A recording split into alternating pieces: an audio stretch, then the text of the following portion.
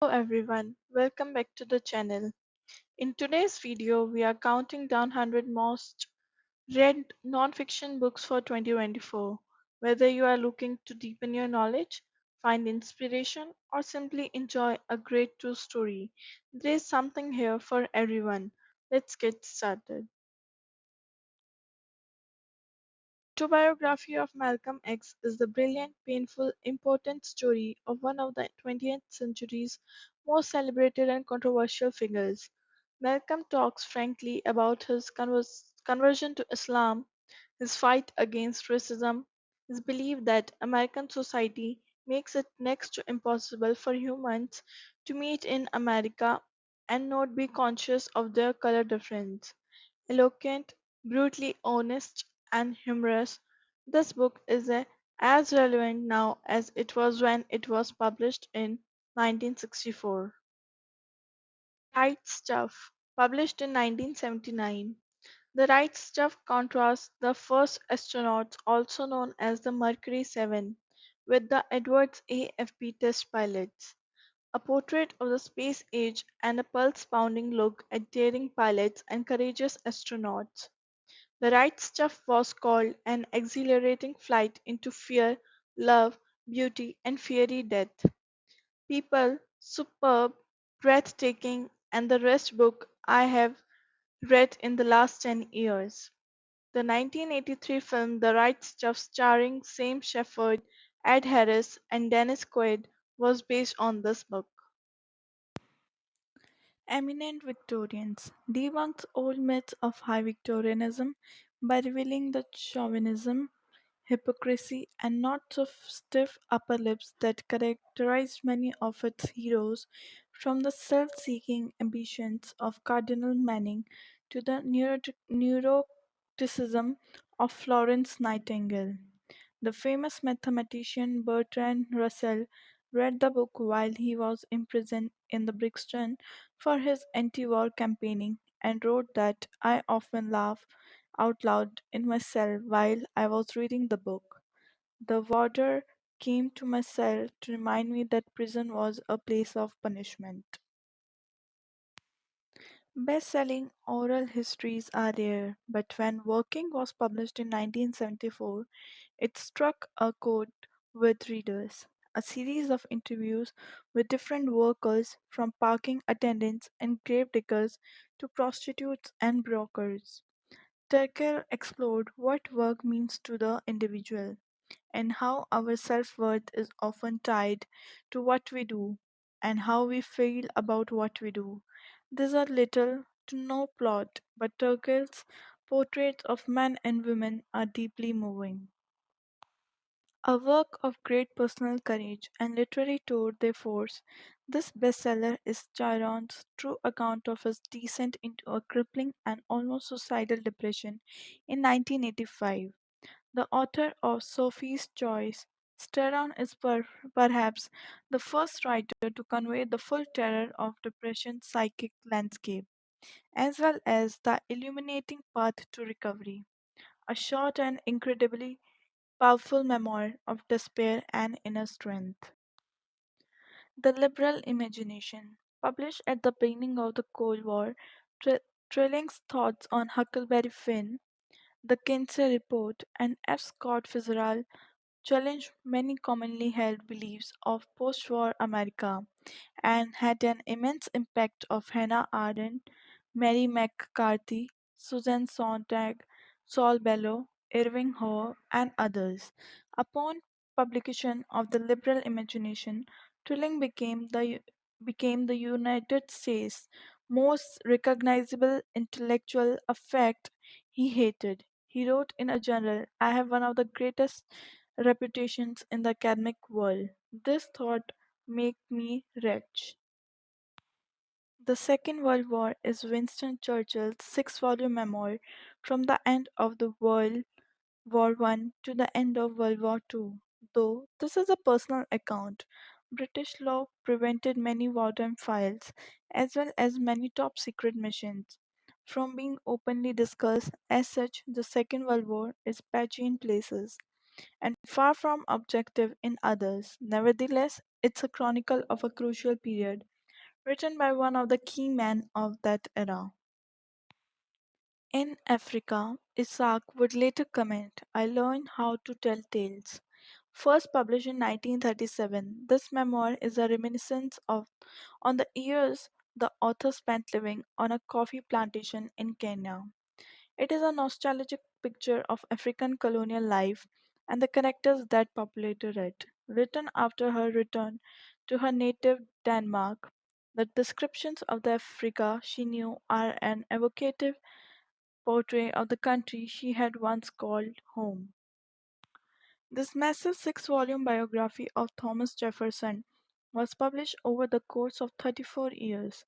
The first volume was published in 1948 and the sixth in 1982. Praised as a masterly achievement of scholarship by the New York Times Book Review, the book has fallen out of favor due to its extreme length. Nevertheless, Mallon's dedication to his subject is remarkable. He lost his eyesight in 1977 but continued work on the biography for another 5 years. At over 30,000 pages, this is a daunting read but likely an exciting one for anyone who felt that John Meacham, The Art of Power, was too easy.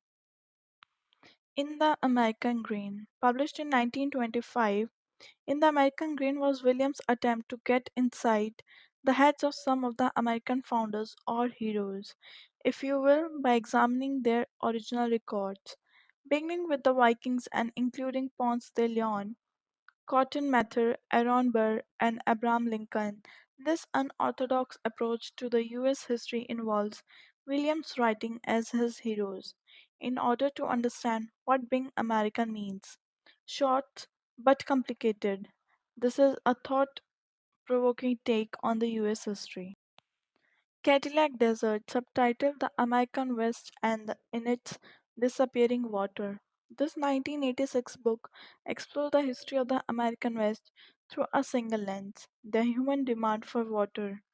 The most precious natural resource of all, water determines how cities grow and which ones die, a fact that the U.S. Army Corps of Engineers and the Reclamation Bureau were keenly aware of. Ultimately, their efforts to control the flow of water continue to have serious long term effects on water quality. Tales of corruptions, price rigging, and water wars abound in the eye opening book. The House of Morgan, written by the author of Alexander Hamilton, the National Book Award winning The House of Morgan is a story of J.P. Morgan's empire from its beginning as his father's company to the crash of 1987. Along the way, J.P. Morgan bailed out the United States government. His son helped finance World War I, and subsequent generations helped finance World War II and pioneered the hostile takeover. More than a story of a company, this is a guide to the key people and events of the 20th century. The Sweet Science, named the greatest sports book of all time by Sports Illustrated, this collection of essays is a taut, beautiful homage to the sport of boxing. Written between 1951 and 1955, Liebling's pieces covered some of the greatest fights of the 20th century. Louis Savold, Sardin Maricano, Ray Robinson Turpin, Robinson Maxim, and Maricano Walcott, to name a few. Lieblings created moving portraits of the boxers and their trainers, and paid attention to the boxing lore and history. The result is a tribute to the golden days of American boxing. The Open Society and Its Enemies, a work of political philosophy that explores, among other things, the danger of fascism. The Open Society raised eyebrows because Popper criticized Plato, Hegel, and Marx. However, Popper defended his argument by saying that his motive was not, I hope, the wish to belittle them. It springs rather from my conviction that if our civilization is to survive, we must break with the habit of deference to great men. Upon its publication in 1945, Bertrand Russell praised the book as a vigorous and profound defense of democracy, timely, very interesting and very well written. The art of memory is a history of human memory. Before the printed page made storing and referencing information simple, what mnemonic systems and tricks did other civilizations use to remember information that we can jot down with a pen? The answers are surprising. For example, a Roman lawyer pictured a man lying in bed holding a cup in his hand and the testicles of a ram in his left to remember details of a poisoning case. Other systems use puns or a memory structure, that is Sherlock Holmes' memory palace, to store vast amounts of information. A groundbreaking look at what the human mind is capable of. Science paper. Religion and the rise of capitalism. This historical work argued that the rise of Protestantism made industrial organization possible in Europe. Indeed, two tenets that we consider essential to modern capitalism. Hard work and the importance of individuals are foundational aspects of the Protestant faith. However, Tony was no fan of capitalism, declaring that the revolt of ordinary men against capitalism has had its source in the straightforward hatred of a system which stunts personality and corrupts human relations by permitting the use of a man by men as an instrument of pecuniary gain.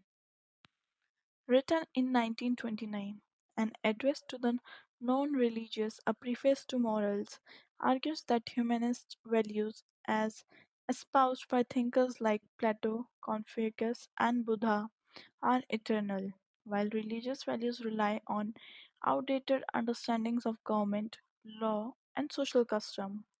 Lippmann is renowned as a leading thinker of 20th century. He won two Pulitzer Prizes, helped found the New Republic, created modern journalism as we understand it, coined the term stereotype, influenced President Woodrow Wilson, and feuded with President Lyndon B. Johnson. The Gate of the Heavenly Peace, a history of the Chinese Revolution told through the letters and testimonials of different Chinese authors and essayists. Foreign Affairs praised Spence for bringing the past 100 years of the Chinese Revolution to life with a novelist flair and an historian grounding in fact, and called the book intellectual history of the first order. Spence also includes women writers as well, bringing their often overlooked voices to the fore.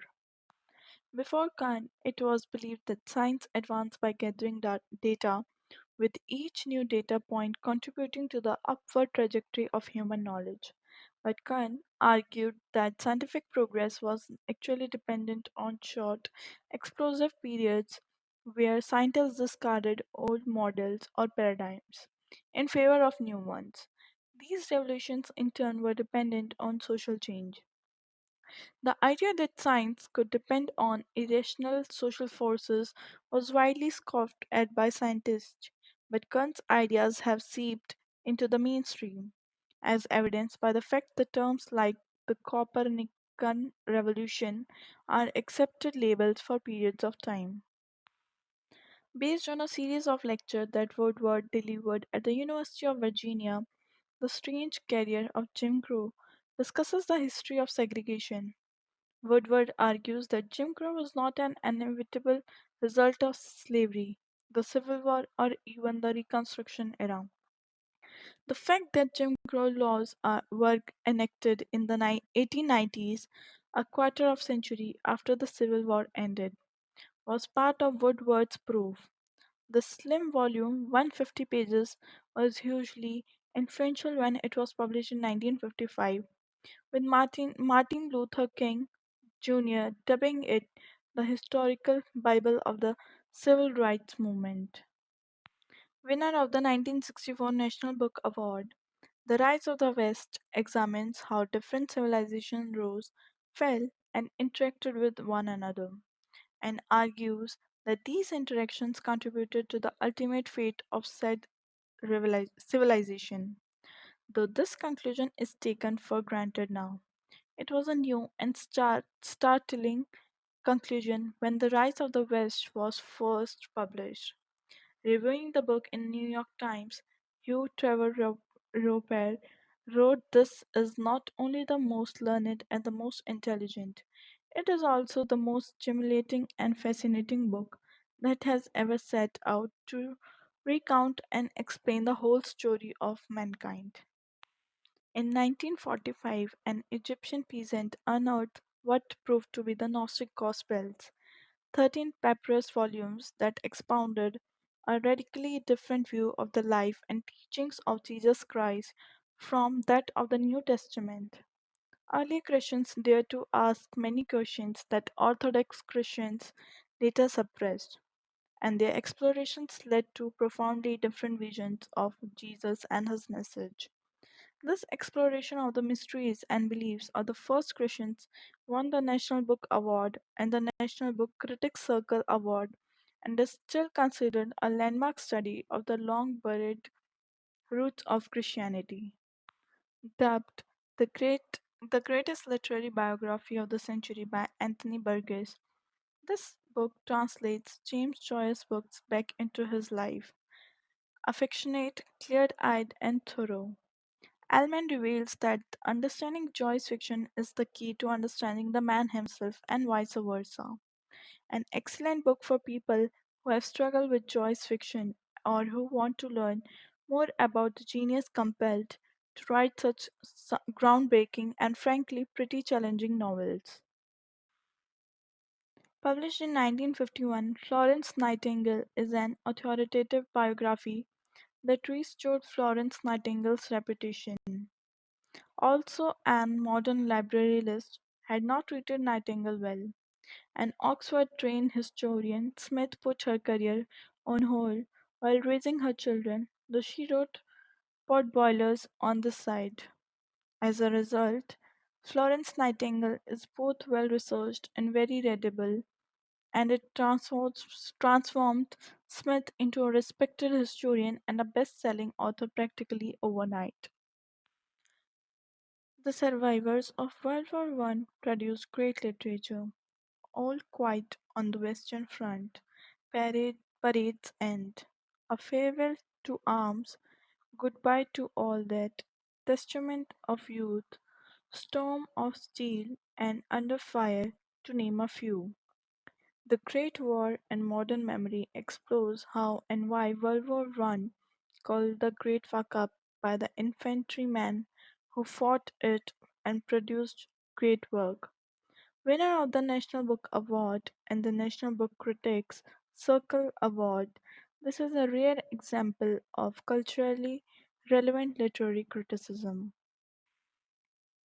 What is a city? Why has humanity, across time and different cultures, sought to create cities? Written by an autodidact who never earned a college degree yet became one of the 20th century's most renowned scholars. The city in history argues that language and communication, but not technology, are crucial to a successful city. The city in history, which won the National Book Award, is one of the major works of scholarship of the 20th century. This Pulitzer Prize winning history of the Civil War era delves into the war and argues that Abraham Lincoln's political acuity and not the North's larger population was the deciding factor.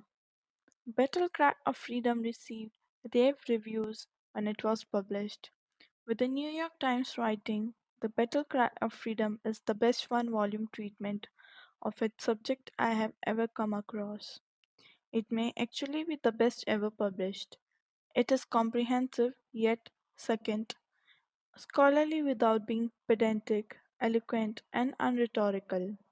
It is compelling, readable. I was swept away, feeling as if I have never heard the saga before." The published version of Martin Luther King Jr.'s famous letter from Birmingham jail, this book is one of the most important documents in US history. Why We Can't Wait is a personal account of the civil rights movement, an explanation of the decision to use non-violent resistance, and a moving reminder of the sacredness of equality. Reverend Jess L. Jackson, Sr., wrote, "No child should graduate from high school without having read this book. In telling the story of the Third American Revolution, it is an integral to American history as the Declaration of Independence." Winner of both the Pulitzer Prize and the National Book Award, The Rise of Theodore Roosevelt tells the story of Roosevelt's irresistible rise to the presidency, a story so prodigal in its variety, so surprising in its turn of fate, that previous biographers have treated it as a series of haphazard episodes. This book, the only full study of Roosevelt's pre presidential years, brings all of his characteristics together into an educational and genuinely entertaining story. Irwin pioneered a multidisciplinary approach to art that stressed the importance of understanding art within its particular historical context. Studies in iconology focused on Renaissance art, and Panofsky was able to unearth new symbols and elements that reveal hidden layers of meaning. Panofsky was essentially the real life version of Robert Langdon, the symbologist of the Da Vinci Code. The face of battle bluntly confronts the psychological toll of warfare on individual soldiers, examining three famous conflicts: Agnicourt in 1415, Waterloo in 1815, and the Somme in 1916. Keegan described what happens in the fever of war, from the physically disgusting aspects of combat to the shameful execution of prisoners. Keegan was described as the best military historian of our generation by Tom Clancy, and The Face of Battle is considered his best book. Published in 1935, this book suggests that the British Liberal Party declines was caused by four separate rebellions before World War One. This thesis ran counter to the common belief that the Liberal Party died after World War One. The Guardian wrote, "There is no state parliamentary history. It is a sweeping cultural interpretation of what Dangerfield sees as the death of Victorian racialism and sobriety. Great for people who want to read about British politics." Written by a painter and a self taught art historian, this biography of Janus Vermeer was praised for its nuanced and loving approach to Vermeer's body of work. Vermeer was not an especially successful painter in his lifetime. After he died, he was forgotten until the 19th century. Going's approach blurred the line between an artist and the art he creates, and the result is a book that uses Vermeer's painting Girl with a Pearl Earring among them as a way into his character and elusive personality. This story of U.S. Army's Lieutenant Col Paul Van and his consistent opposition to the Vietnam War won both the National Book Award and the Pulitzer Prize. Van was an early proponent of the war, but his time on the ground, where he earned the Distinguished Flying Cross for his bravery during the Battle of Ap, convinced him that the corruption of the South Vietnamese government and the US refusal to change tactics would doom the war. The New York Times Book Review wrote that if there is one book that captures the Vietnam War in the sheer Homeric scale of its passion and folly, this book is it. Beryl Markham was the first person to fly non-stop from England to North America, and her memoir, West with the Night, chronicles her adventures and her drive to succeed. Her writing is so excellent that Ernest Hemingway raved about it to his editor, Maxwell Perkins. "Did you read Beryl Markham's book, West with the Night? She has written so well and marvelously well that I completely ashamed of myself as a writer. I felt that I was simply a carpenter with words, picking up whatever was furnished on the job and nailing them together and sometimes making an okay pig pen. It really is a bloody wonderful book." Tobias Wald's memoirs catalogs has traveled with his mother as a teenager. Roaming the US, the two grow closer as they try to stay one step ahead of Tobias' abusive and sadistic stepfather.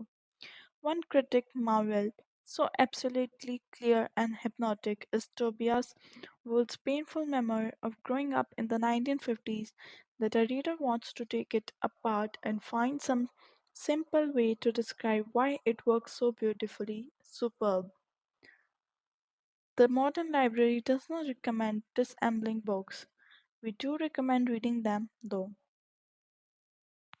A mathematician's apology is about the beauty of pure mathematics, math with no practical application. A Cambridge scientist who focused on a prime number theory, Hardy believed that a mathematician, like a painter or a poet, is a maker of patterns. If his patterns are more permanent than theirs, it is because they are made with ideas. Funnily enough, Hardy's devotion to pure mathematics had a very real world application when number theory was used to break the Germans' Enigma code in World War II. A collection of brilliant and accessible lectures by a Nobel Prize winning theoretical physicist, Feynman was famous for his teaching ability, which earned him a reputation as the great explainer. While working at Caltech, though Feynman became discouraged with how many bright students were dropping out of the physics program, so Feynman redesigned the curriculum and presented it himself to a twist group of undergraduates, a great choice for readers who enjoyed Carlo Rovel's Seven Brief Lessons on Physics or Neil deGrasse Tyson Astrophysics for People in a Hurry. This Pulitzer Prize winning book is a meditation on life in the Tinker Creeks, Virginia, and homage to Thoreau's Walden. The nameless narrator roams the Blue Ridge Mountains, observing the wildlife around her and writing in a reverent spiritual tone. William commented, her field notes on the physical world are recorded as researchers towards the fundamental metaphysical conundrum. What, in other words, with the crayfish and copperheads and giant beating bugs, with creeks and stars and human beings, with their sense of beauty, does God have in mind? In The Golden Bough, Scottish anthropologist Sir James Frazer posited that all religions are based in a belief in magic. Fraser compared different cultures, religions, before coming to the conclusion that all societies transition from a belief in magic to a belief in a divine being to a belief in science. Although Fraser's theory has fallen out of favor with contemporary anthropologists, writers as diverse as H. P. Lovecraft, Robert Graves, T.S. Eliot, James Joyce, and Ernest Hemingway were influenced by Fraser's 10 shocking arguments. Published 13 years after Invisible Man, these essays were being praised as Ralph Ellison's real autobiography, in the form of essays and interviews, as distinguished from the symbolic version given in a splendid novel. The New York Times commented, in the course of these pages, the portrait of a strong, reserved, and honest man emerges by reaching so far into himself. Allison reaches right through to the other side of the fetters for truths he could have got into no other way. The Power Broker is the Pulitzer Prize winning biography of Robert Moses, the man who used his political connection and business acumen to shape New York City. Caro's detailed take on this abrasive visionary is over 1,300 pages and is considered one of the most extraordinary biographies of all time. Even Jane Jacobs, who famously opposed Moses' attempt to build a highway through the West Village in her book, The Life and the Death of American Cities, praised The Power Broker as sheer good reading and an immense public service. Written as a series of mini biographies, This 1948 book argued that the US politicians were united to varying degrees by a common belief in a self help, competition, and free enterprise. Still, Hofstadter was critical about many of these leaders. His portrait of Thomas Jefferson reveals a brilliant, if inconsistent, thinker, and his take on Abraham Lincoln suggests a man motivated primarily by ambition. Hofstadter would win the Pulitzer Prize twice, once in 1956 and again in 1964. Williams identified the US as an imperial power long before such an argument was popular, and linked to the US history of expansionism to British political history, a controversial and important argument in 1961. For all its literary significance, the book is dense. One reviewer complained that Williams had produced a volume so packed with the erudite and obscure references and sesquipedaline words that it defeated one reader completely. The co founder of the New Republic, Herbert, was one of the most famous and respected public intellectuals of early 20th century America. The promise of American life is an argument for a nation that, through education, unionization, and social welfare, provides all of its citizens with an equal shot at the American dream. Theodore Roosevelt reviewed the book for a weekly magazine and proclaimed it the most profound and illuminating study of our national conditions. In 1959, Truman Capote read a 300-word article in the New York Times about the savage murder of an entire family. Intrigued, he traveled to Holcomb, Kansas to investigate with his childhood friend and fellow author Harper Lee. As Capotes reconstruct the murder and the investigation that led to the capture, trial, and execution of the killers. He writes, with both mesmerizing suspense and astonishing empathy, in cold blood grew out of Capote's 8,000 pages of notes and interviews and is the second biggest selling true crime book in publishing history. Janet Malcolm uses the Jeffrey MacDonald case, in which a doctor was convicted of murdering his pregnant wife and two daughters, and which was turned into Joe McGinn's true crime bestseller Fatal Vision as a launching off point for exploring the journalist subject relationship, which Malcolm argues is one of the mutual manipulation. Statistics saturate our conversations, our news, and our governments, but how and why did these numbers attain such outsized influence? Hacking argues that our belief in statistics reflects our attitudes towards randomness.